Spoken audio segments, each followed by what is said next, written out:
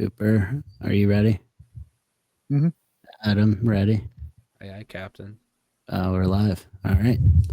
Welcome back to another episode of Bat Flip Entertainment College Football Show established in 2025. I'm your host, Hank, joined with Cooper and Adam for our fourth week in a row, I think. So congratulations, guys, for sticking around. Is it? 1 whole month. Have we done this for one whole month? Listen, they say Well- consistency's key. This crew, I technically, we've done think. it for 9 weeks. We're just, completely different cast already. Mm-hmm. We've already had era changes over here. Yeah. Either way, they say consistency is the key, and one thing's consistent: Miami loses a big game at some point in the season.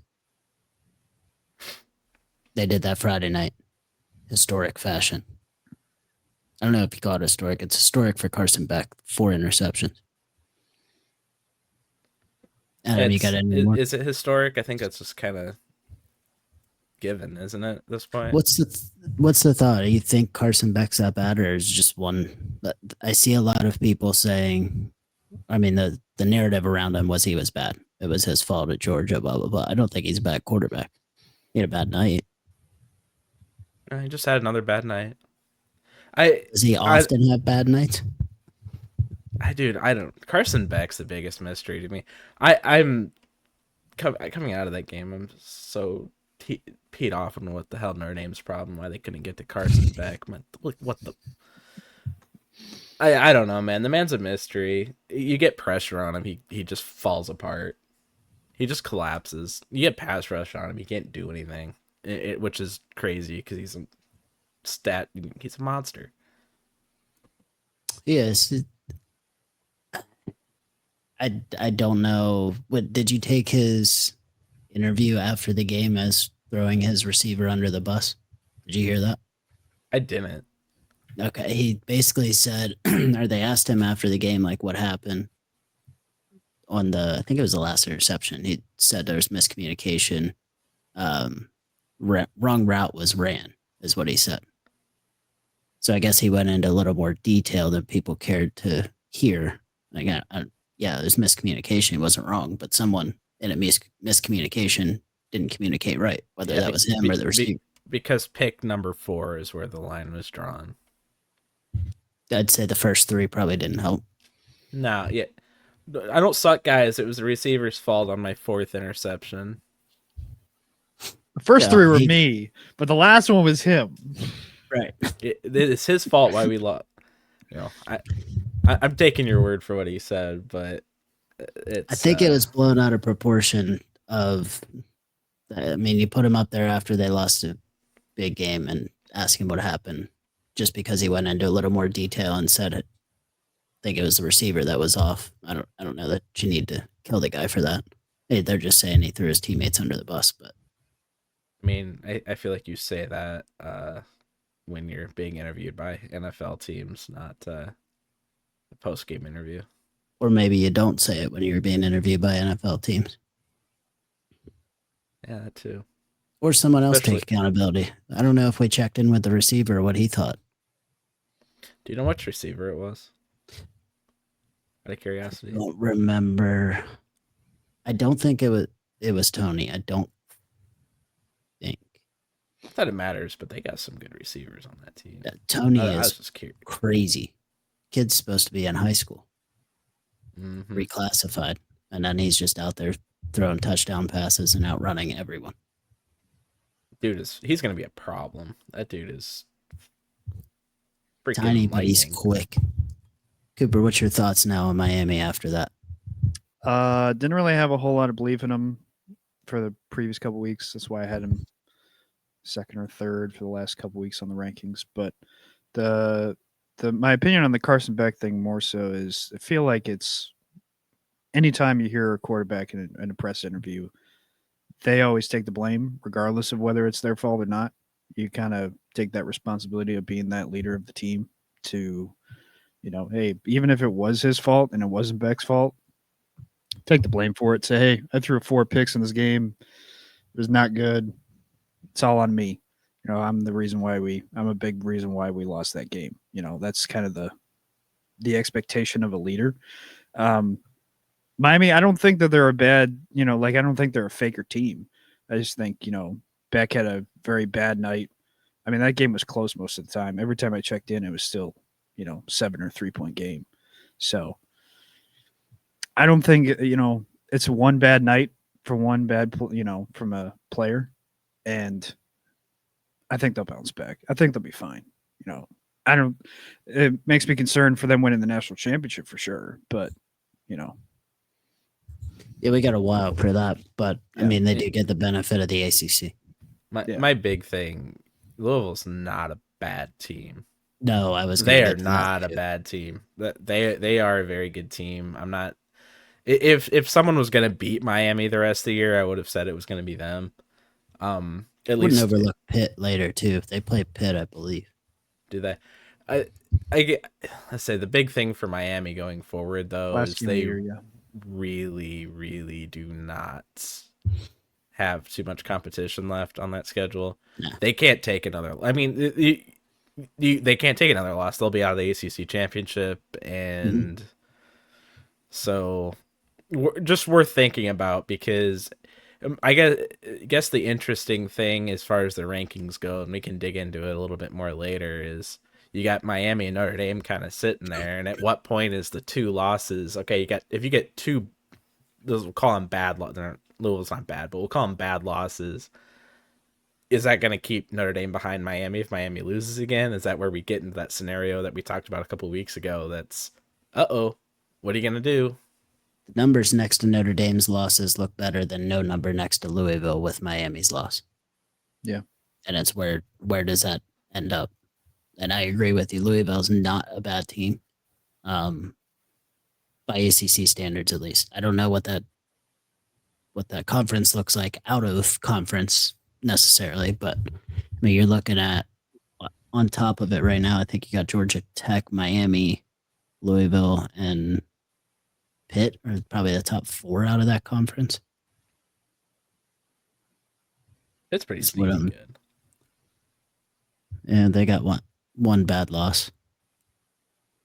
UVA being up there. So top 4 as it stands is Georgia Tech. I forgot about Virginia. Yeah, Georgia Tech, Virginia, who beat Louisville, by the way, by 3.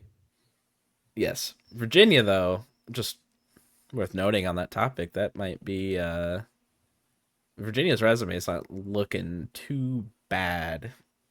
If they keep winning some games here, we might have to talk about them a little bit more. And it is Georgia Tech, Virginia, SMU, Pittsburgh. The way that looks running out the rest of the year, Miami might not make the ACC title game right now. See, Virginia doesn't play. Yeah. Virginia doesn't play anyone the rest of the year, and neither does Georgia Tech. I mean, Georgia Tech's got Pitt. That's their biggest game. As far as ACC play goes, yeah. Yeah. But so Miami may already be out of the ACC title game, and then that begs the question, does that give you 2 ACC teams in the playoff? Miami's going to serve with 1 loss, just with the name brand alone. Do you then get a 2-bid conference out of the ACC? If we're talking whether or not 1 loss Miami should get in, I would say absolutely. They've proved they can beat good teams. I mean, we've seen South Florida keep winning, and they dominated South Florida. I don't think that's anything to look over. And of course, the Notre Dame win to start the season. So 1 loss Miami, give it to me all day. I put them in a heartbeat. I still think they're a very good team. They just have Carson Beck as quarterback. It's not the rest of the team's fault. If you ask him, it is. I ask about Carson Beck because I mean, Georgia fans towards the end, he ran his course with them, but I haven't seen anything in his play outside of he'll have a bad game here and there, but it's not like a consistent, God, I hate this as my quarterback. That's where I don't. Is it a attitude thing that people don't like? I haven't seen it. I don't know. I mean, maybe the guy looks like he's chooching back in the locker room before every game, but I mean, I don't know.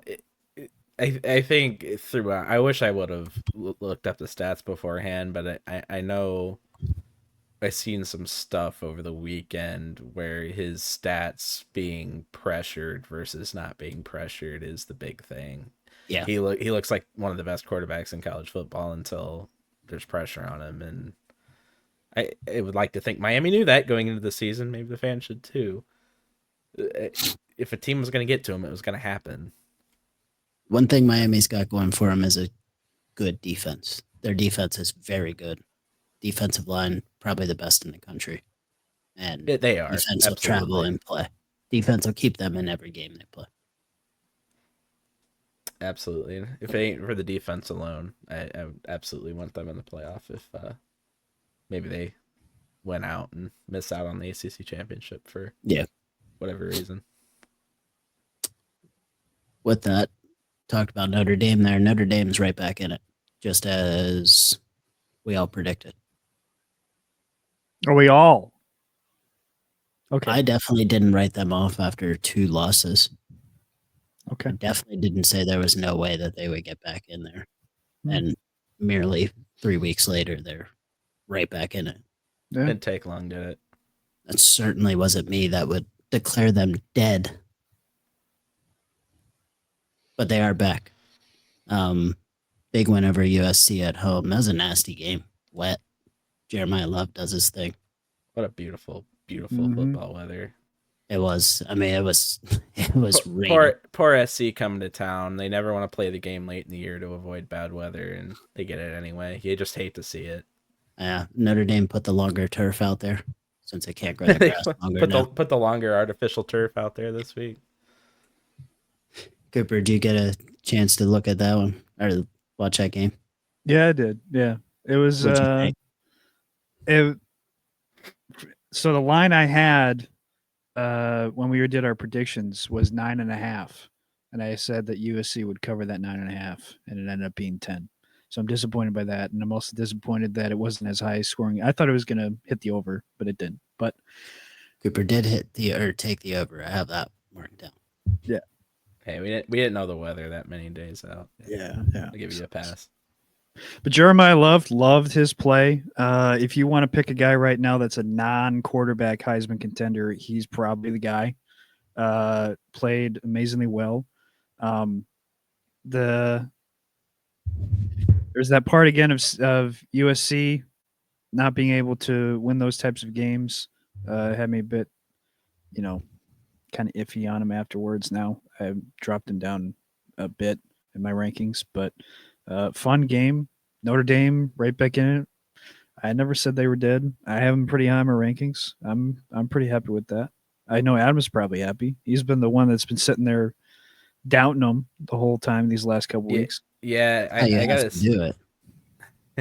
I gotta say on the defense especially, man, they've really proven if there was anything that was maybe holding people back, especially me, from going all in on like, oh yeah, they deserve to be up there. They deserve to be up there. It was the defense. They have faced Arkansas and USC since their last 2 games. Since those 2 games they lost to start the season. Both offenses have scored tons and tons of points against everybody they've played, except Notre Dame. Maeva did not look good. Maybe the weather. I'm a Maeva believer. Maybe the weather played into that a little bit, but my one hold up with this team was the defense, and they're showing out right now. They don't look like they did last year. It's a little bit different, but I think that was definitely the one hold up, and it's hard not to be impressed with what they've done the last few weeks. They have really just shut everybody down. Yeah, if you have a good defense, you're going to stay in basically every game. And if they can find the right mixture to get Jeremiah Love the ball as much as they can, I think that's probably best case scenario for them. CJ Carr hasn't played bad at all. Oh my God, that interception though. That might be the worst play in the history of football. And I think was the ensuing play also did they give it right back the next play or 2 plays later? Oh shit, I don't remember. I think we I held think them. I think they went and scored 3 off of that, and then got the ball. And then Notre Dame got the ball back. If I remember there right, there was a it was a sequence of weird events in that sequence. game. There was a sequence of events. I thought it was right after the CJ Carr interception. It looked like watching a Sam Houston State game on a Wednesday. And if you haven't seen the CJ Carr interception, please go look it up because it is one of the most hilariously terrible plays What that was I've ever he? seen in my It, entire life. and you know why he did it is because it was he did the exact same thing against Miami, but it worked. He did the Mhm. exact same thing. Runs backwards, turns one way, turns the other way, throws it to the end zone. There's a guy there. Right. The problem is on that play design, there was one wide receiver. There Yeah, was one guy running the route, and he had 5 people on him, and he didn't have three still tried people to hit him. breaking open. There wasn't any. There weren't three people breaking open for him. Oh, the best part of that was the illegal man downfield too. Tack that But on the end. Yeah. it's just like Um. The It's funny when you see, I don't know, like that's a thing you used to see Vic or like Caleb Williams or something do, and it's that second turn where you're like, oh, the field's open, and you could see on that second turn that CJ Carr was about to make that he was just running into more defenders, and you're like, please, please do yeah, not do that. Please just throw the ball in the third row right now. And he's he's like, nope. yeah, he's got that edge to him where he's gonna learn through. He's a redshirt freshman. He'll learn through that things. His raw talent is so good, and Yeah. he obviously has all the confidence in the world, maybe too much. You know why those things happen. It luckily didn't cost them the game. As a Notre Dame fan, and a lot of us have been talking about when's that freshman game gonna come from him, and this was probably that game. Uh, didn't matter because Price and Yeah. Love are just crazy. Hmm. So hey, good, we got it out of the way. He'll learn something from that game, and he'll never do that again. I hope. Mm-hmm. I'll never do that play again. Yeah. You still might get a freshman game out of him. Good news is, I don't think you have another ranked team on the schedule. Navy Pitt would be the two teams that could possibly be ranked. The AP does not count Navy as a college football team, apparently. So Unfortunately, yeah. They did receive votes this week. I'm just saying. they've been receiving votes, the same amount of votes every week. Mm-hmm. Okay, well that's great. You know what? I'm gonna lead. I told you earlier I wanted to ask you guys a question, and we'll move on to our next game. But since that leads into it very well, the AP voters have been very bad this year. They've always been bad. They're really bad this year. What would you guys think? And I saw someone bring this up, and I'm like, that's an interesting idea. BCS. I know Hank loves the BCS. I love the BCS. What if we replace the AP poll with some 2025? We got all this AI. We got all this great technology. Why do we need some idiots with press credentials to tell me that Notre Dame should move back 7 spots after beating USC? Because yes, somebody did that. I like this. So you're saying replace the AP poll with the Harris poll or something, some of the BCS computerized model. Yeah.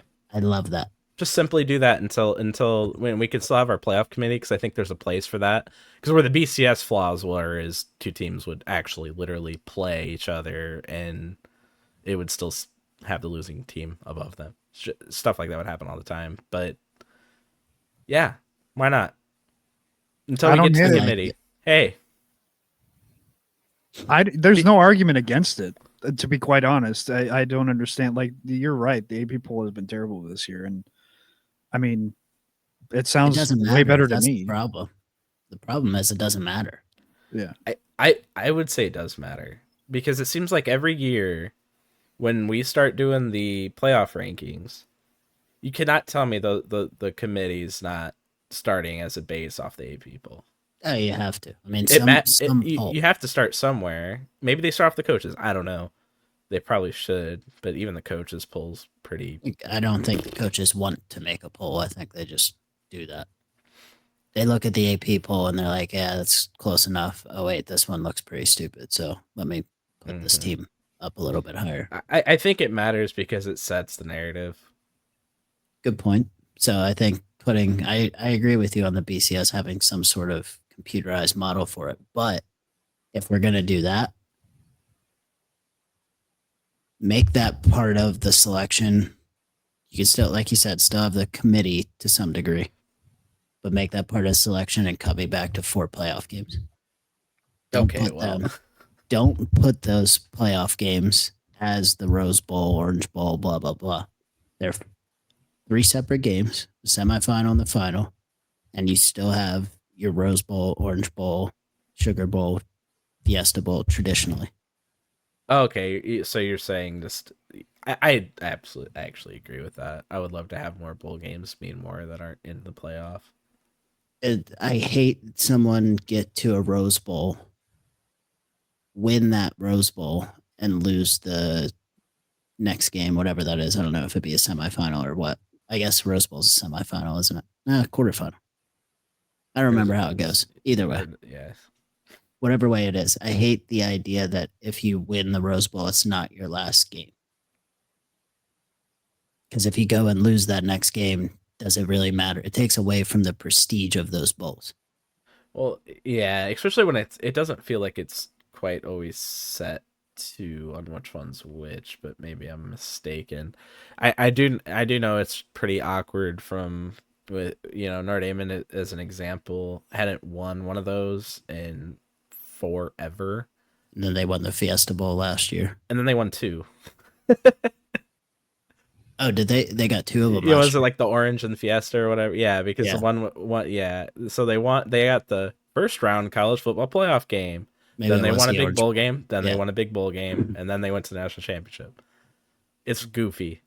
Give me a mix of what it used to be with the BCS and put your new playoff system in there. But do we need 12 teams? I mean, we play this game all the time. I don't think we need 12 teams. I get why. There's more money. It is what it is. I'm very pro playoff. I'm okay with 4. See, I want like 16, but dude, first round college football games at home is awesome. That is awesome, and college football needs more of that.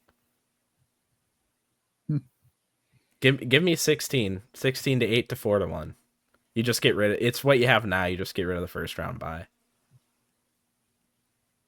Interesting. And then you get that first weekend of these awesome games where, you get to see. I mean, how cool would it be? Ohio State, Alabama, Georgia. You get to see all these teams host a playoff game. That's sick. Against it was awesome. South Florida. Doesn't matter. Boise you think that environment's gonna be great, and you only get one of those. Look at the poll Penn right State now. Got 2 of them last year. Ohio State would face, like, if it was my poll, Ohio State would host, like, Missouri. That'd be cool. Then the 16 seed's going to be whoever wins American. Yeah, basically. That would be IU versus USF right now, by the way. That might actually be fun in my poll. Spoiler alert. So, all right. You're pro 16. You won 16. I think we all agree on the computerized model there. I just want the really AP poll to go away. We need something better. Yeah. Or maybe just pick your voters, not to be ass. Like, I don't know. Pick the Baseball Writers of America to do it. Ooh, yeah. Cooper, you're in favor of the computerized system there too. Yeah, I am. But now I got a question.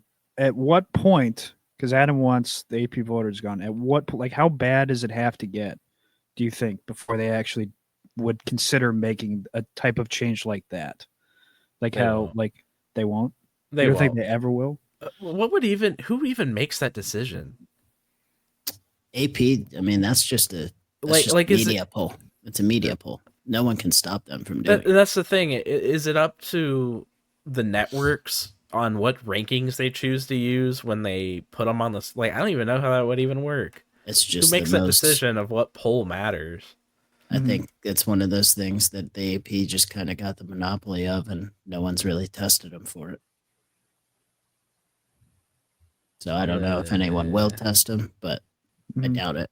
That's just kind of how we are, and especially now, no one's. Adam's right. I think it does matter to a degree, but in the grand scheme of things, the AP poll does not matter once you get to November, because the college football rankings are all that anyone goes by after that starts. Thankfully. So, speaking of playoff, Memphis took a big hit Saturday. Looked like the favorites there for a while, running with USF, which was running into this week, I believe they Yep. face off. So Mhm. that would have been a clash of the unbeaten in the American and Memphis unbeaten overall, I believe. What the hell Mhm. happened? Starting Was it- quarterback Brendan Lewis went out first drive of the second half. That doesn't excuse the fact that I believe they were losing at halftime UAB's to UAB. horrible. Hey, Ryder Burton, Did they just look ahead? Like what is what? look ahead. I mean, UAB shook it up. They got Trent Dilfer out of there, who apparently didn't like UAB to begin with anyway. Mhm. So I don't maybe think the it's a kids wanted to coincidence. play. They got a coach Yeah. that actually likes them now, so they They want got to a play. coach. Kitna wasn't playing. It was Ryder Burton's first start.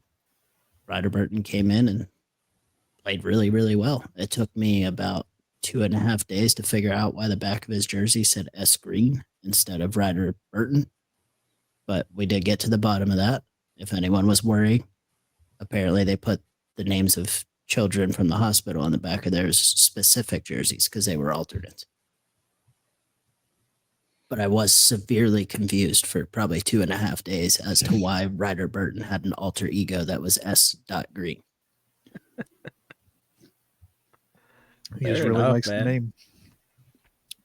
But Yeah, that that's- is proof. The UAB game is proof. Any given Saturday, you make a couple of small tweaks. It's the same thing with UCLA. They made a coaching change, and look at them now. They've been on a hot streak. You make a couple of tweaks, change a quarterback, you can win. That was a anything. coach change and quarterback change the same week, Yeah. and they just came out as an entirely new team.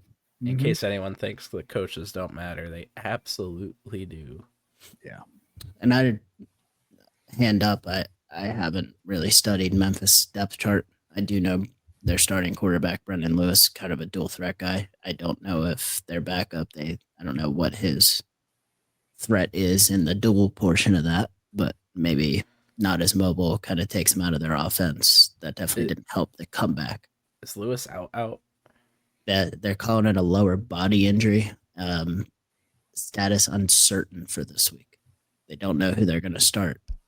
But even with all of that, Memphis nearly tied that game late. Mhm. They were in it. Yeah. They were inches from tying that game. They threw in the back of the end zone and he caught it. His foot was just not quite down. Do we feel like Memphis is done? They have a path still to win the American, but I guess my big thing is now you have that loss on your record. Let's say they get it together, win the American. Is that enough? Would a Boise winning out steal it from them because they're Boise? I don't think so. And Americans got too many good wins, I would say, to put Boise or anyone from the Mountain West out there above them. I mean, if you look at it, Memphis, yes, Arkansas, not great this year, but that's still an SEC win for Memphis. USF got blasted by Miami, but they did go beat Florida.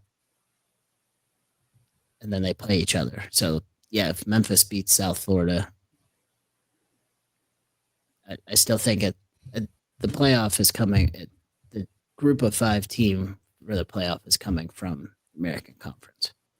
And Navy is right there. They're right there. Mhm. I don't want to talk about that yet. Ooh. Tulane's not out of it yet either. Nope, Tulane's right there. I just see some people already starting the Boise train back up because they beat UNLV. It's like, man, UNLV they destroyed UNLV. UNLV was the worst undefeated team in the country. by a lot. Yeah, they It wasn't even close. yeah, they shouldn't. Yeah, no, I'm with you. UNLV was very unimpressive, but you know how people are gonna be with Boise State. The media's gonna roll that, and They I'll got tell the you what, main brain. if Boise wins out, I don't think it's a guarantee that an American team gets in there. Not that I agree with that, but you know how it goes. People are gonna give Boise the benefit of the doubt, That's fair. regardless of what's happened this season.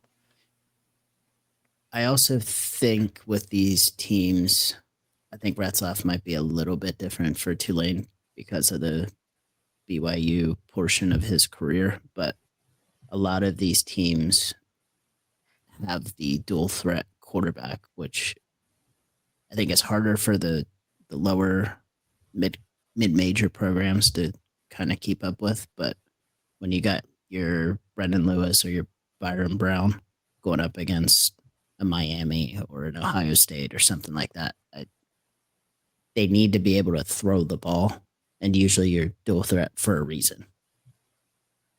The throwing aspect is not quite there. So Yeah. I think that's where these teams, I don't think you'll see one of these teams really compete in the playoffs quite like maybe I go back to the Cincinnati, Alabama when they had the 14 playoff. I think Cincinnati played much better in that game than maybe the score indicated. I think the final score was 24-7, but I don't think Cincinnati was overmatched by any means. No, I remember making that argument after that game. Yeah, for sure. They looked like they belonged. Like I think a lot of people were expecting a blowout and them to look like they didn't belong, but they looked like they belong. But they also had a quarterback capable of throwing the ball, and I'm not sure that USF or Memphis have a quarterback capable of making those big throws to keep teams in the game. At least not quite like a Blake Horvath. There it is. Yeah, I mean, I guess you saw it when USF played Miami, what that can look like. So, the way the teams that we're picking from this year match up against, I don't know who might be sitting at 5, come around. You know, what if you're facing A&M? Yeah. Yikes. Georgia. Yikes. Yeah, Georgia's pretty like big, like I was saying, the dual threat works with teams at your level, but when the speed ratchets up, you're going to need those guys to make a throw, and usually you're a dual threat for a reason. As West Virginia is finding out right now, when you have 5 dual threat quarterbacks on the roster, odds are not a single one of them can complete a pass. So find one that can complete a pass, and I don't know that we have a mid-major, group of 5, whatever you want to call them. I don't know that we have a group of 5 team that has a quarterback capable of standing there and delivering throws. At least on a team that's got a shot. Outside of Blake Horvath. You know what? Heisman Horvath. Heisman Horvath. Trademark it. All right, from big losses to another big name coach or big time program coach firing, Billy Napier, $20 million buyout. Anyone shocked by this? They shouldn't be. Nope. Maybe confusing because Florida won and then they fired him. Which I think, didn't A&M do the same thing to Jimbo? Jimbo won. I don't remember. I think he won, and then they're like, oh, why don't you, hey, doors that way, pal. No, it's certainly not surprising. It felt like it was going to happen last year. It never did. His whole tenure there is really weird. I don't know. Yeah, it's let me really suck for the first 5 weeks of the season. I'll win a few ranked games. We'll finish 6-6. Look like it's going to be turned around the next year, and then rinse and repeat. He had some tough schedules at Florida too. I feel like the last 2 years they pretty much gave Florida the hardest schedule they could, and I don't know, man. The whole thing's really, really weird. I don't really have any feelings one way or another about it. It seems like he kind of got a raw deal, but still should have done a little bit better. Cooper? Yeah. I mean, 6-6, or technically 6-7 first year, and 5-7 next year. Like at Florida, yeah, you got higher expectations for an SEC team, and yeah, I think it was time for sure. Now it'll be interesting. There's a couple of who's going to take that job. The Lane Kiffin rumors. I think James Franklin's an underdog one to take that job now that he's gone. But yeah. Marcus Napier- Freeman's going to Florida. It's a better job, apparently. That's what Twitter told me. Marcus Freeman's not leaving unless it's Ohio State. Oh. And I don't even know if he would then. But I don't know who Florida gets. And I don't know what fixes it. Napier's I think a biggest complaint with him is he couldn't recruit well. Why does it feel whether like he did or he didn't? I don't know. Does it feel like every time we get one of these SEC coaching searches, we're just talking about other team scraps instead of like, why doesn't Florida just go get a good coordinator? Go get a guy who's a good coordinator who can recruit. What am I missing? Why don't you not fire Dan Mullen after a 9-3 season? You know. Who were Napier's quarterbacks? Graham Mertz, DJ Lagway. Did he get Anthony Richardson for a year? Was that his first year? I think it was his first year. They had a run, so he had a couple running backs for quarterbacks and Graham Mertz. Florida's supposed to have elite talent there, and yeah, you might miss on a Lagway. I don't know where you go from there. Urban Meyer. Right.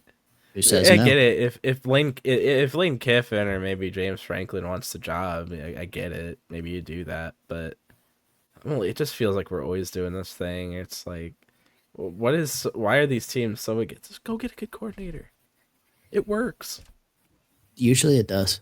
Go get a good coordinator. Get somebody who can recruit. You don't need ex head coach who got fired from X job. Listen, going back to your old school is in right now. Rich Rodriguez at West Virginia, Scott Frost at UCF, Urban Meyer back at Florida. I'm all for it. Do it. College football would be back. And maybe he'll have to leave Fox for some medical issues. And then all of a sudden he's back in Gainesville. I don't think it's that far-fetched, though, Cooper, to your point, that Franklin goes there. Personally, I think I'd rather see Franklin at Virginia Tech because I think he can get Virginia Tech back to a 10-win team and have Blacksburg rocking on Saturday nights with Enter Sandman going. Mm-hmm. That's what I want to see back in college football. Yeah. I understand it, but yeah, I mean, with Franklin's weird exit from Penn State and the fact that he was still he had an amazing record there, I think that Florida would take James. Is Florida now the best job that's open? Or is it Penn State and Florida? It's like a dead even for me. I think Penn State is better. What's your reasoning? I see a lot of people. Well, honestly, very similar teams. I think in the grand scheme of things, I just feel like if you're going to take a job, maybe I don't live in the SEC echo chamber. I guess I see all week that people are like, "Oh yeah, this Florida job. Marcus Freeman's going to leave for Florida. Dan Lanning's going to leave for Florida. It's that great of a job." It's like, so are where they're at. Yeah. I mean, they're winning 10, 11 games a year. That seems like a pretty good gig. And maybe I don't know. Is the question more, what's the better job to take, or just which school you have in the hierarchy? Because I just feel like Penn State's the better job to take. I think they're just as big. They're just as much the national conversation. You can probably win right away there. Florida's going to be a lot harder to do that, but there is that SEC lore where if you were to be the top coach at a top SEC team, the media, you're the guy. I get it. Florida's been down for that many. I think you're right on the Penn State. You can win right away. This is Penn State's first down year. Mhm. Mm-hmm. Florida's been down.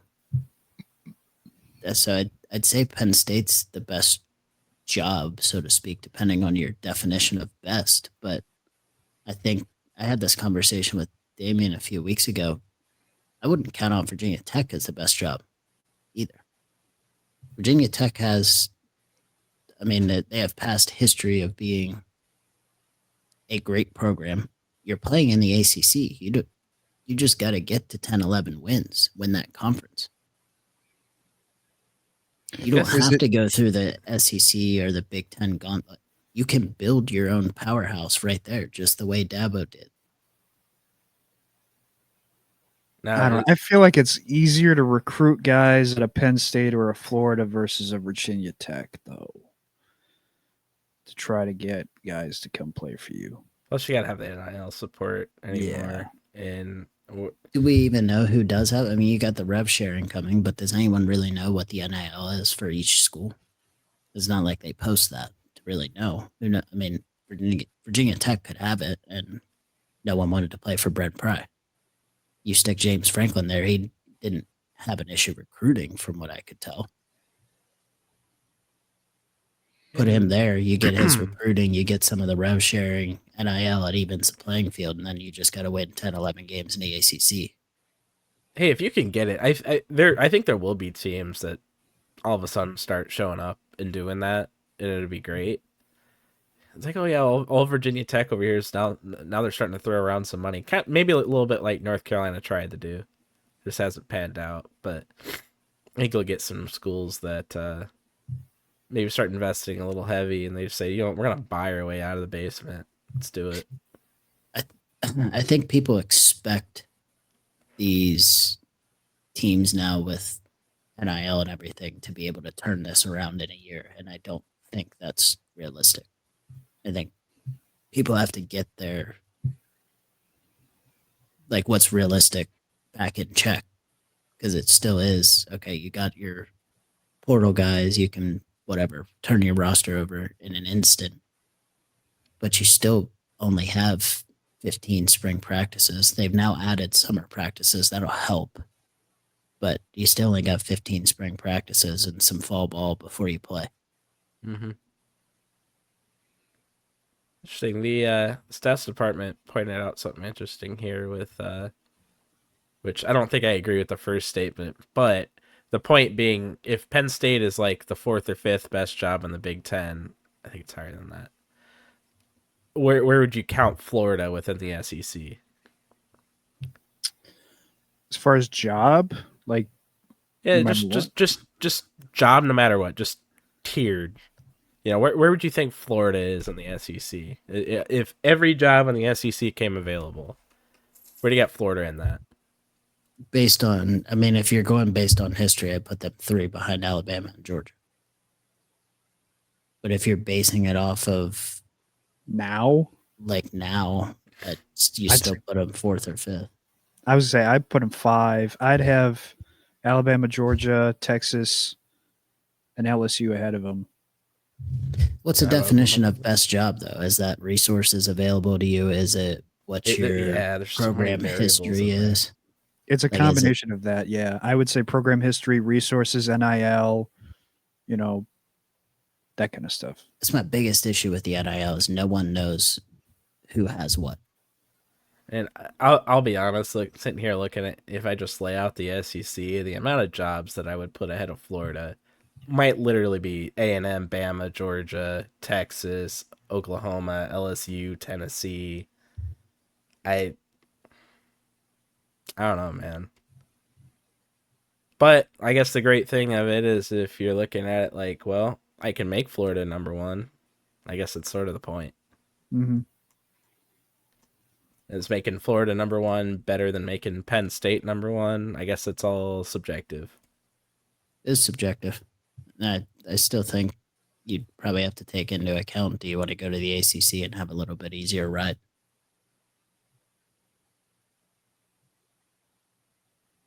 It's a thought. Yeah. Might be what James Franklin needs to do. ranking those, though, that's a good segue into the blue bloods of college football. We have that for basketball. I know that's a term thrown around, but if you had to put, let's say, 5 blue bloods right now in college football, who are you picking? Cooper, could you rip 5 off the top? I could rip 5. Alabama, Georgia, Ohio State, Texas, kind of. See, now it gets hard. So now it gets you got hard. the 3.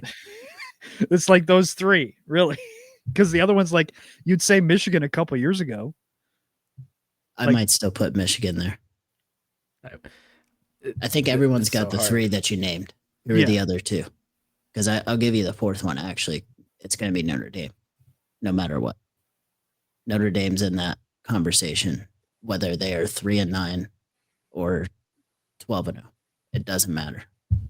Whether Charlie Weiss is the coach or Newt Rockne himself. Yeah. Doesn't matter. It's your 5th and 6th. Who's 5th and 6th? And going back to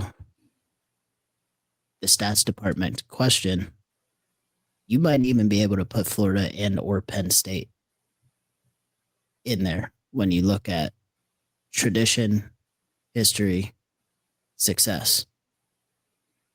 Because that's basically what you're ranking the blue bloods off of there.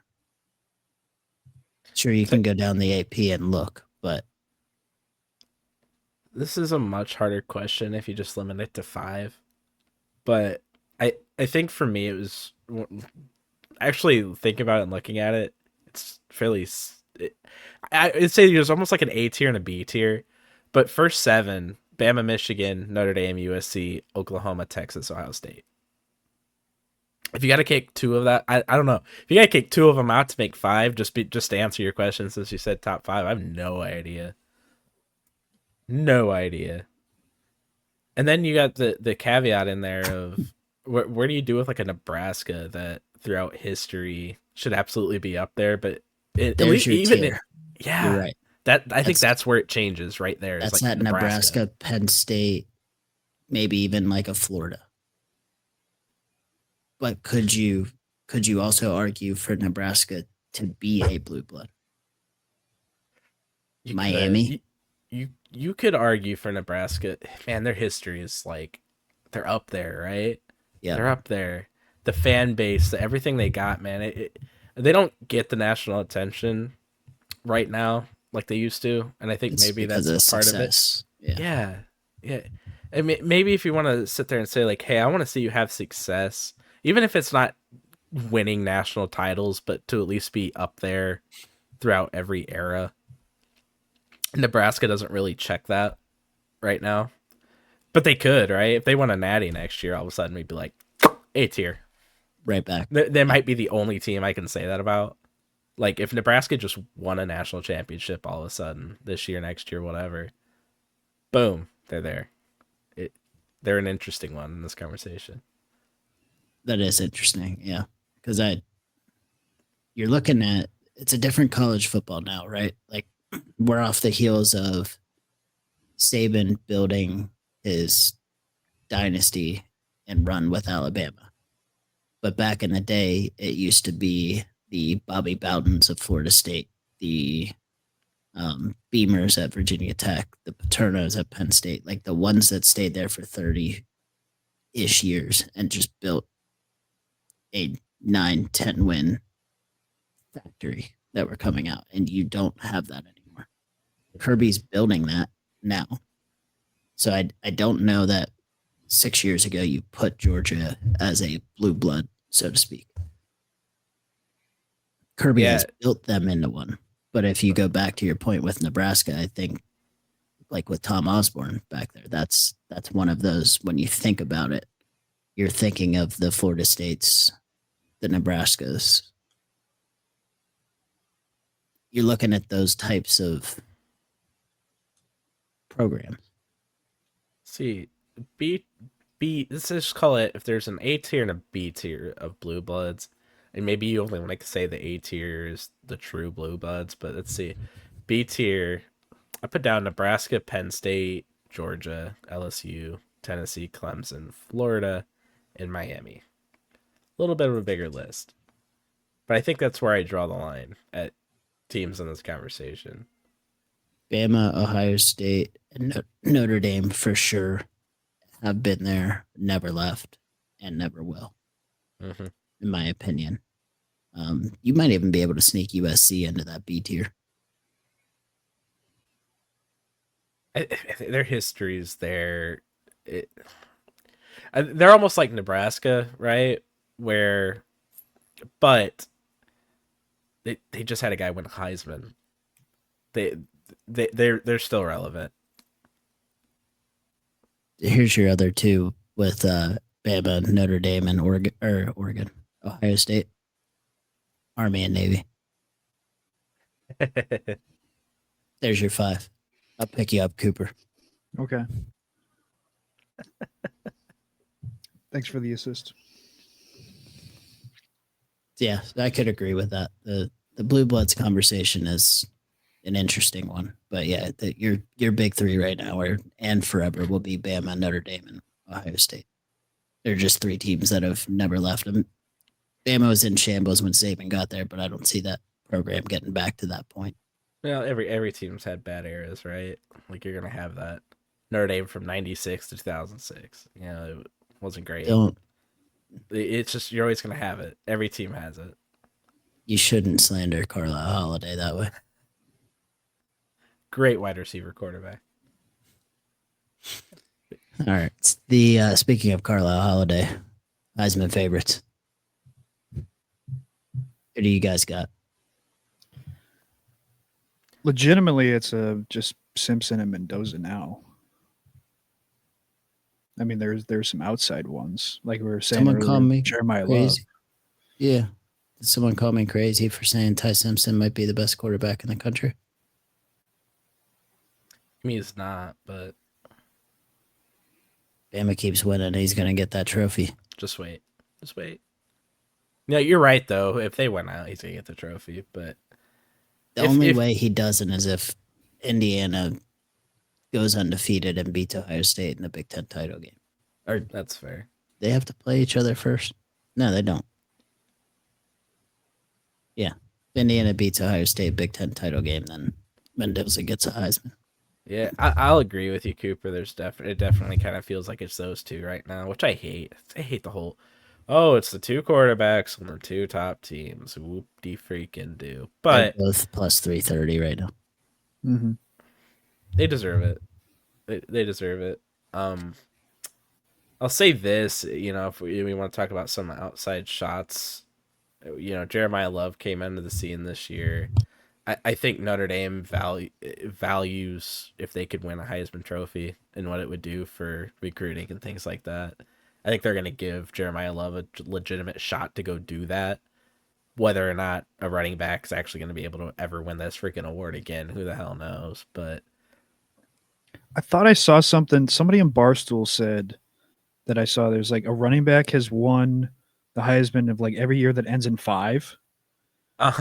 Yeah. I thought I saw something about that. I saw that same 2015. thing. It was 2015. Was that Derrick Henry? I think so. Had to have been. 2005. We just gave back the 2005 Heisman in 2023. So there for a while, 2005 didn't have a Heisman winner. Yeah. It's BS. 1995 was that Eddie George?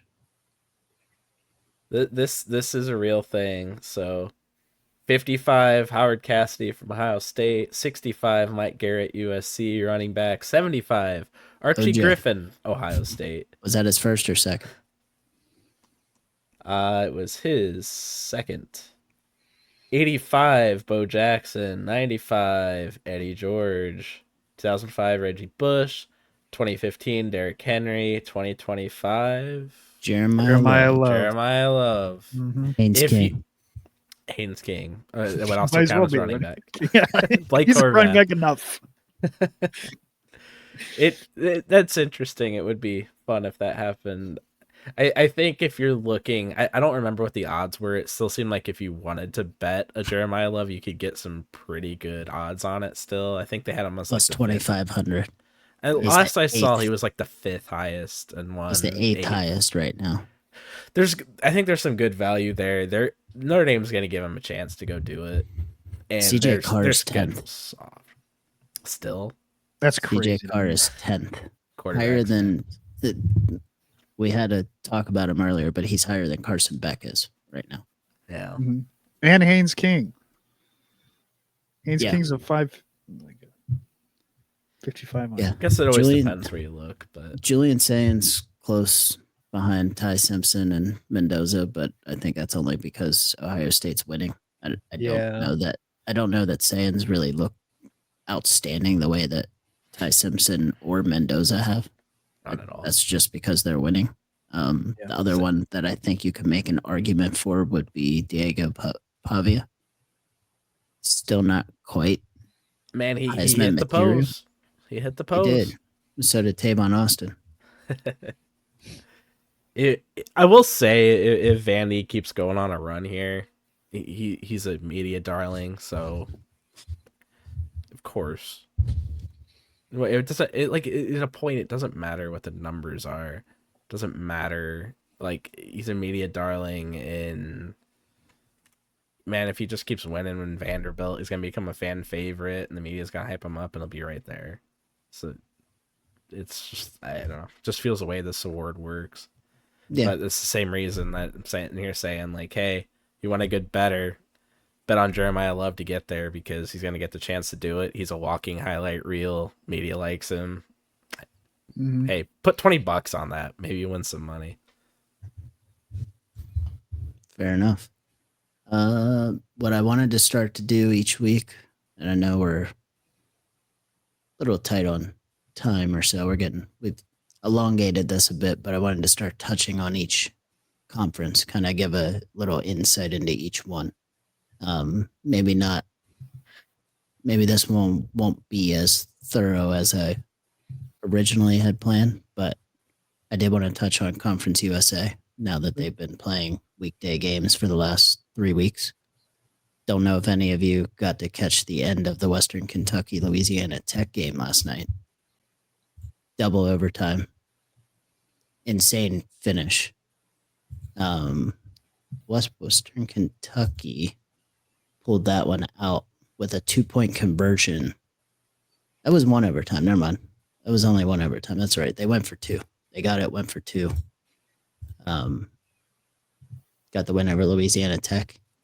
And I don't know if anyone's checked lately, but I do want to give a shout out to the Kennesaw State Owls that are right now 5-2 after really, really struggling with their move into the FBS. I'm looking at so we got Jacksonville State and Kennesaw State just sitting at the top. Jack State without Rich Rodriguez has not left where they were. They won the league last year. They run the hell out of the ball, quarterback and running back.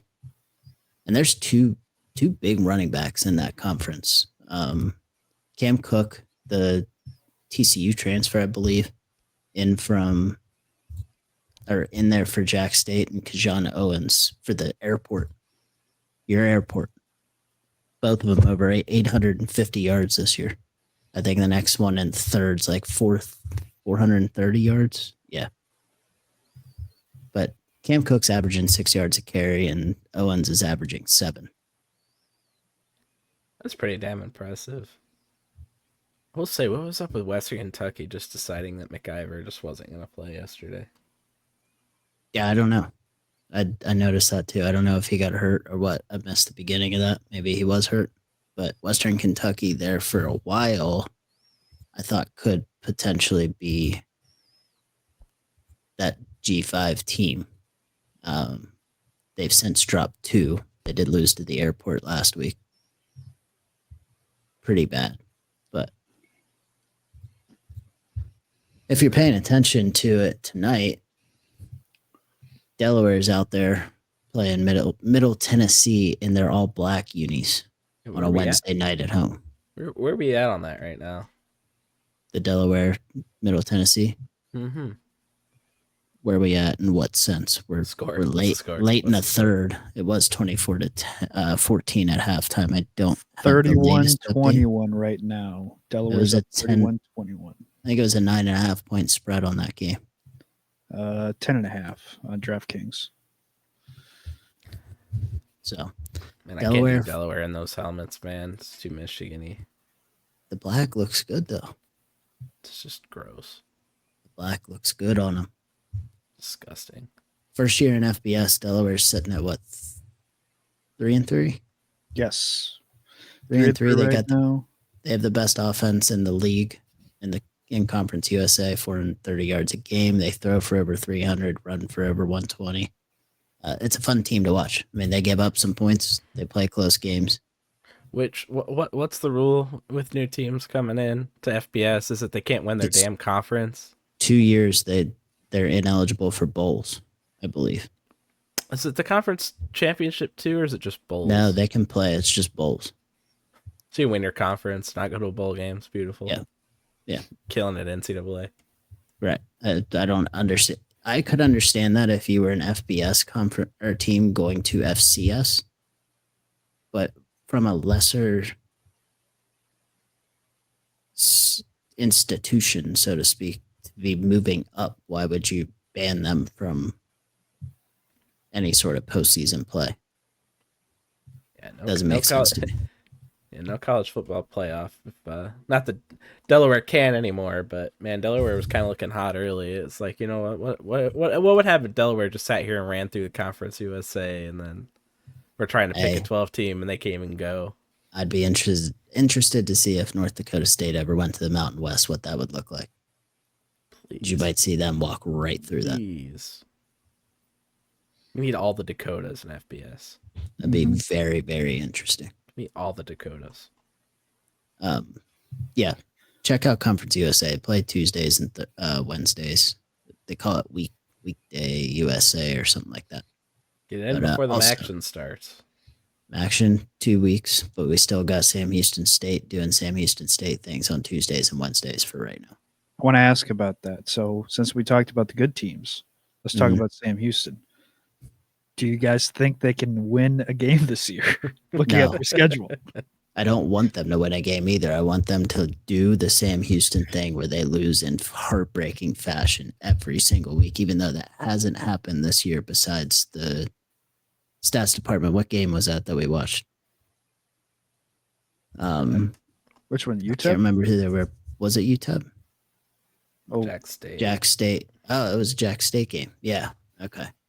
So before that, their closest game was 17 points. They have not been playing the I'm going to take a lead late and then blow it in dramatic fashion type Sam Houston football. They've been playing the I'm going to get my doors blown off.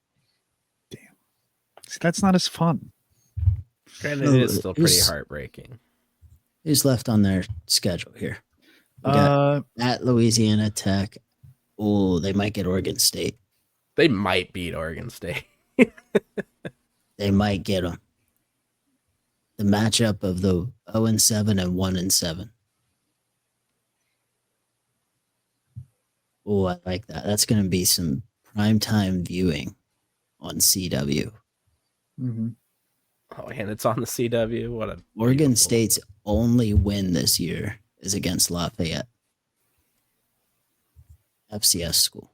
And you get through the season, all you beat is Lafayette and Sam Houston State. That's gonna be so. That's a late night Saturday night. Oh man, I'm gonna love that. I'm definitely gonna be sitting down to watch that. Is that wedding night? Yep. Sure is. Can't wait to come back to that. Cancel it. I was gonna say, skip the wedding. And the reception early. We're going back. It better be on during the reception right there. Yeah. All right. Let's run through the top 12 real quick. What we got? We'll get to week 9 and wrap this thing up. Cooper, give me your top 3. Top 3. 4. Oh, Mm. top 4. Well, I wasn't very high in Miami these last couple weeks. I still have my same top two. I still think Ohio State is the best team right now at number 1.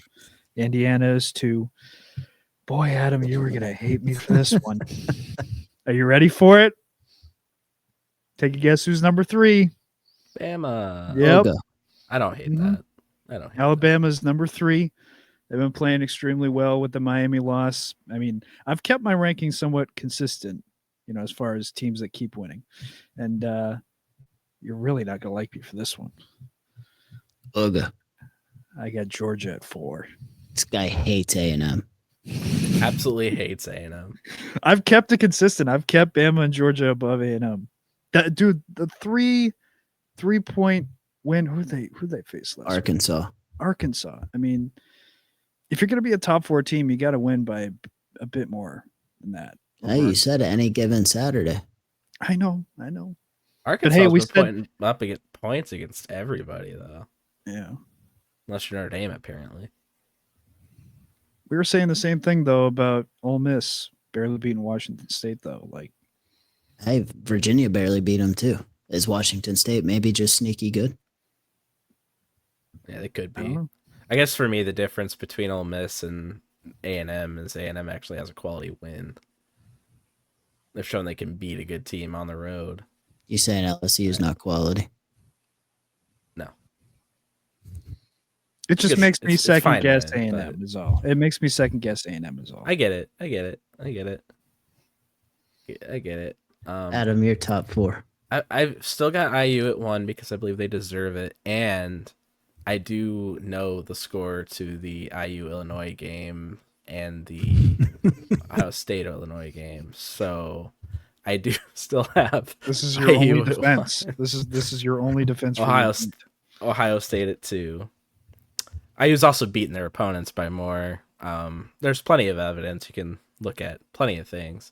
Okay. We got A&M at 3 because they did not lose to Florida State, and I've got Alabama. They at actually 4. haven't lost to anyone. That's true.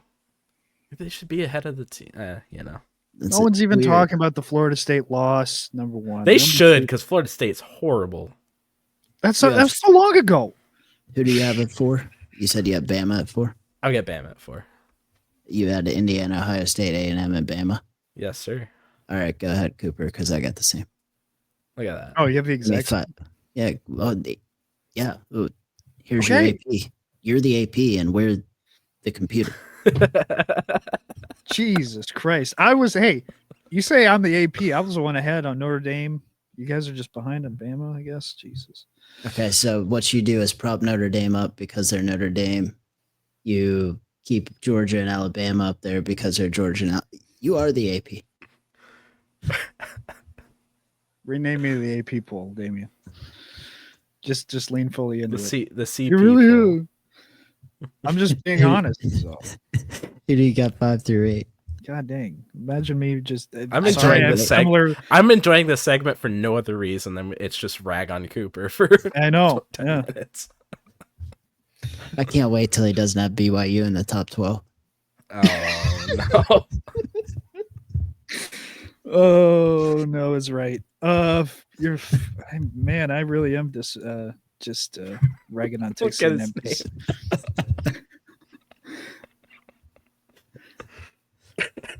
I got Oregon at 5. Okay.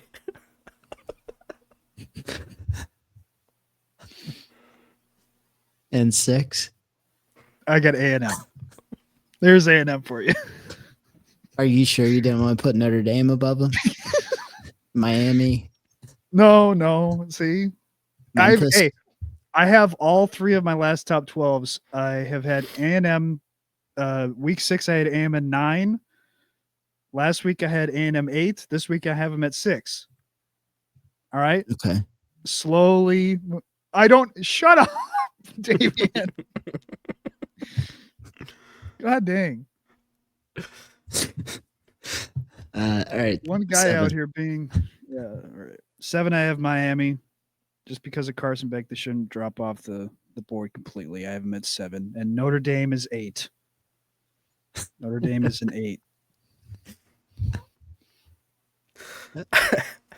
Adam, 5 All through right, 8. 5. I've got the Haynes Kings. Duke wins. Good Duke win this week. 6. I've got Georgia. Ole Miss. Man, I hate Ole Miss. They suck. I don't think Georgia's that good either. I'm just waiting for these things to finally come to surface. 7. I got BYU.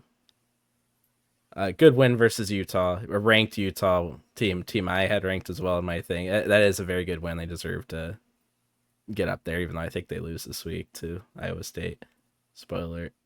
8. I got Miami. Okay. You guys both got Miami a little bit higher than I do, but I got the Fighting Haynes Kings number 5. I got BYU at 6 over Oregon and Georgia. So, Yeah, little bit of computer. I mean, you just manipulating a little bit of the spreadsheet here and there. It's not the AP poll. Shut up. Number one, how the guy who was cheering for Miami to be number one, how the one bad game from Carson Beck drops him that low for you? I'm looking at resumes, dude. Look at the resumes. Their loss to Louisville. You gotta say, I don't know ball. You don't know ball. Georgia lost to Alabama. Oregon lost to the number 1 team in the country. You guys will learn. In the BCS poll, Oregon lost to the number 1 We're not team in the country. BCS poll. No, I would take Miami's loss to Louisville as worse than a loss to Indiana or Bama. My explanation for having Bama above the rest of those is, 1, you do get credit for losing early. Doesn't matter why or how, but you do get help by losing early. And 2, Alabama has better wins than mostly everyone else on this list. That's why I would still keep them above any of the other one-loss teams. And slightly ahead of Georgia Tech and BYU as undefeated teams. Okay. 9 through 12 for you. Oh, go ahead, Adam. What you got? No, I don't hate dropping Miami a bit there, because you are right. As far if we're tiering losses at this point, I think you're right. They do the same thing with A&M. They both got that good win earlier in the year. Miami's gonna be fine. Like, we're gonna know exactly who Miami is based on what they do against their shit schedule the rest of the way. Yeah. 9 through 12, Cooper. 9, I have Haynes King. Georgia Tech at 9. Are you guys proud of me now? Hey, at least you got an undefeated team in the top 12. That's what I'm worried about. I got how many others in there? All right, fine. 10, I have Oklahoma. I think that they're 10. I have Missouri at 11. And 12, I have Vanderbilt. Okay. I was hoping those two weren't too far apart. Mm-hmm. Adam? Yeah. Okay. 9, I got Vanderbilt. 10 is where I'm sitting Oregon right now. Man, they just have no wins. They just have no wins. They have wins over fired coaches. Yeah, don't lose to Oregon. You lose your job. This is maybe where mine gets a little interesting. I still have Texas Tech at 11. I think they lost to what I would say is a good football team without their starting quarterback, and they still should have won that game. Honestly, they had a chance to do it. I still think they're a very good team. I was saying last week that they potentially might be the best team. Maybe that's not the case now, because I think you should be able to beat Arizona State without your starting quarterback. But I think 11's a good place for them. I'd still like them over the Oklahoma, Missouris, Virginia, Louisvilles of the world. At 12, I've got freaking Ole Miss, shitty ass team. I got Ole Miss sitting at 12. My actual 12 would be USF, and with the current format. I do Fair agree with enough. that. I would have had USF as my 12th team as well for the playoff. I do agree that Utah or Arizona State doesn't get the credit that they deserve. They got the weird loss at Mississippi State, and their other loss was to Utah with Jeff Sims in his 94th year of eligibility at quarterback. So this is also a playoff team from a year ago with the same quarterback back.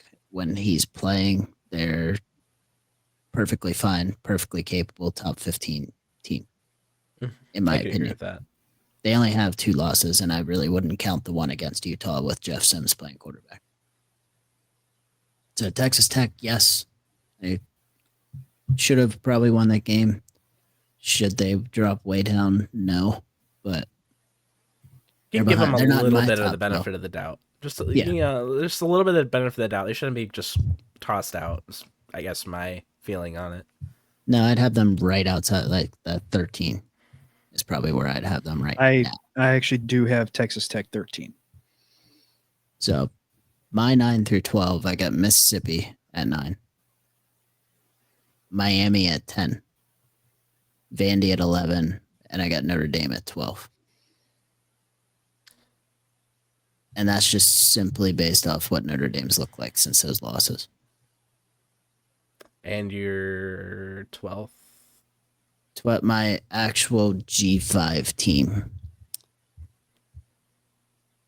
I'm going to twist and go a little bit off script here. I'm going to pick Tulane Okay. currently. Is that a prediction that you think Tulane's going to be the team? I do. Because I think this week USF beats Memphis, and that effectively eliminates Memphis. So that's an elimination game there. You got USF, I believe, does not have to play Tulane. Let me double check that. I do want to check. So this is my thinking behind this.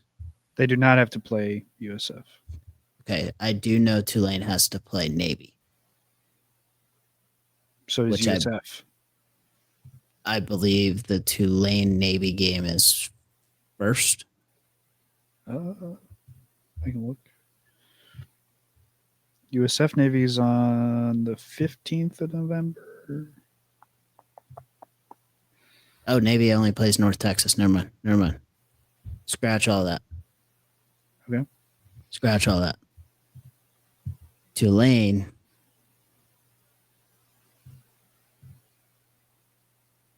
doesn't have to play any of them. Huh. That's it. They only got to play one. USF and Navy have an elimination game at that point. So then you've got Tulane sitting there. South Florida's kind of already beat, or South Florida's already beat North Texas. North Texas doesn't get Tulane either. Tulane's got a pretty easy ride into the American Championship. Yeah, Tulane's probably going to be in that championship game, huh? It's just a matter of who they're facing. Right. And all they got to do is win one game while the rest of them kind of have to win two. Yeah, UTSA, Memphis. It's not a cakewalk, but I don't hate that. You got a veteran quarterback back there too. That's only going to get better, I think, with that team. He got a late start with the late, whatever you want to call it, exit from BYU, so to speak. But How dare that man have sex? can't do that. All right, let's look ahead to week 9, get these picks in here. First game I wanted to highlight, and I want to put UCLA IU on it. I know it's a 25.5 point spread for IU. UCLA is 3-0 since they started 0-4 and since they fired Deshaun Foster. Is this a completely different team, and should this be a 25.5 point spread? Cooper. I'm taking UCLA in this one to cover the spread for sure. I think 25.5 is crazy. I think that's crazy for how well they've been playing recently. Now, Indiana, is depending on who you ask, one of the best or second best team in the country. but I think UCLA can keep it within 25 points for sure. Adam, Nah, give me IAU all day, all day. They're gonna are whoop you their to ass. cover? They're gonna whoop their ass. All right. I'm not buying this whole like, oh yeah, UCLA is good now. Like, okay, Maryland, Michigan State, and Penn State. I know we're talking about a 25-point spread and all, but It is college football. it is college Any football. given Saturday. Any given Saturday, but you also do you know what the score of the Indiana-Illinois game was, Cooper?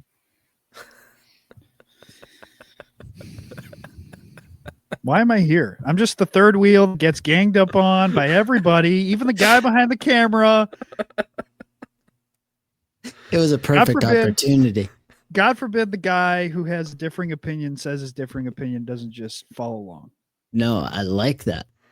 But it was a perfect opportunity to circle that one back because I was going to go with you. I was all in on the UCLA thing until Adam said who UCLA has played.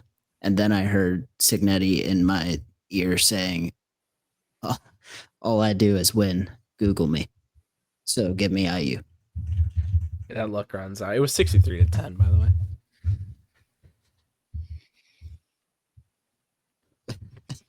Next one I want to highlight is Ole Miss in Norman. Oklahoma's 5.5-point favorites over under 54.5. Who do you have on that one, Coop? Even though I really don't like Ole Miss, I think Ole Miss can cover that 5.5-point spread on Oklahoma. So I'm taking Ole Miss to cover. Adam? Yeah, I'm gonna take OU. I think they're gonna get back on track here. We can finally get this Ole Miss mess out of here after this week. I'm sick of them being up there. I'm sick of looking at them. Should have lost to Washington State. Should have lost a few times. They've played. Just get out of here. I think they played well enough against Georgia and kept it a lot closer than I honestly thought they were going to for as long into the game as they did. They probably should have won the game. Yeah. Blew a 10-point lead. Not the highest on Georgia either. I don't know. I don't think Oklahoma's proven anything to go win a big game yet. Lincoln Riley wasn't able to get it done outside of the Big 12. Venables hasn't really produced that win yet. And don't see it happening Saturday. Give me the Ole Miss money line. Worth noting, it's a noon game. Yeah, that's weird. Odd. There's a lot of higher ranked games at noon this week. Because I think Mizzou Vandy's at noon too, isn't it? I'm not too sure. Which is what we're hitting at next. It sounds like a noon game. It sounds like it was if it were 10 years ago. But it's 3:30. Never mind. 3:30. It's 3:30. Moving on up. So Mizzou Vandy. Vandy's 2.5-point favorite at home over under 51.5. What's your favorite bet on that one, Cooper? I'm taking the underdogs, I guess, in all these games. I got Missouri over Vanderbilt. I think they beat them outright. All right. Missouri. Yeah, Missouri could win this game. I'm taking Vanderbilt. I don't buy Missouri. I don't think they're very good. They struggled again this week against Auburn in a game that was just gross. That was gross. Yeah, I think Missouri's gonna fall back into place after this week, and maybe Vanderbilt will follow in the following weeks, but I'll take Vanderbilt. I'll take the over. Seems like 51.5 is pretty light on that one, but I like the over. Both quarterbacks kind of improvisers. They'll put up some points over there. Last one I got is a sneaky good Houston team. Believe they're sitting at 6-1, not getting much respect at all against the aforementioned Arizona State team that also has kind of been disrespected here. Arizona State's 6.5-point favorites over under 46.5 in what I look at as a potential elimination game for the Big 12 title, in a sense. So, Cooper, what you got on that one? A lot of the Arizona State wins, especially these within the last month, have been pretty close. I think Houston can keep it close enough to cover the spread. So give me Houston to cover, but I still think Arizona State will beat them. All right. Yeah, I'll second that. I think I feel the same way. Big thing is I always like to look at common matchups. They've both played Texas Tech. One beat them, and the other got blown out. And the one that got blown out was Houston. Maybe that doesn't mean anything, but at the end of the day, still think Arizona State wins. So I'll take a Houston backdoor cover late. Don't hate that. I think Arizona State wins by 2 touchdowns. Okay. Sam's gonna leave it on the field. I'm nervous. I like the over 46.5 in that, but I'm also nervous that it's only one side scoring. And I don't know that Arizona State gets to 40 on their own. So yeah, that's kind of a weird number. I could see that being a very annoying one at the end of the night. Like, yeah, I don't one have of these teams only scores 3 points for some reason. Yeah, I don't have supreme confidence in both teams scoring. Like Cooper said, a lot of Houston's wins are close against lesser competition when you break it down. But does that mean that their offense doesn't show up against a better team? I mean, you look at the Texas Tech game; they put up 11 points.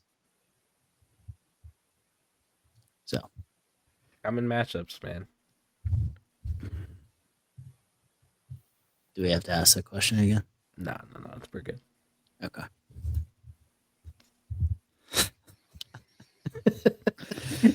I'm done.